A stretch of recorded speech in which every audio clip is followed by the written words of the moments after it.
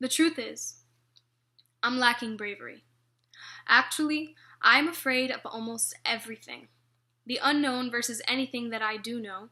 Hypocrites who claim they hate liars manipulating me to believe they're more than loyal while all along their wired lies uncoil. I'm afraid of being lied to or ending up alone, but also scared of making someone else my home again. The thought of being loved for who I'm not, or even being left for who I ought to be. The only times I'm truly loved is when they know exactly who it was I used to be before I became this version of me. I'm afraid that I'm no longer lovable. I'm scared I'm only likable. I'm afraid that no one pays quite as much attention to the little things anymore, enough to admire the way I walk with such wide steps, or how I can talk myself to death, the way I unbutton my pants to feel at ease regardless of who sees, because comfort is what comes first when it comes to me.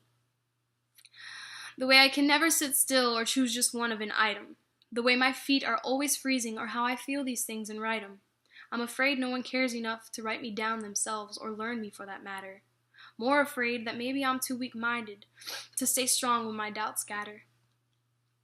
I'm afraid the ones who love me won't believe it if they found out.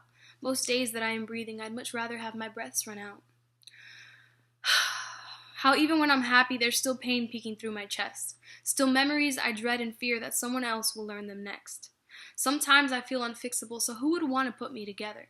But through it all, I keep my head up hoping for the existence of real love letters, poems, and moments consisting of romance. I'm scared of being too independent for one man. It's possible my essence might just leave me with no man. A woman?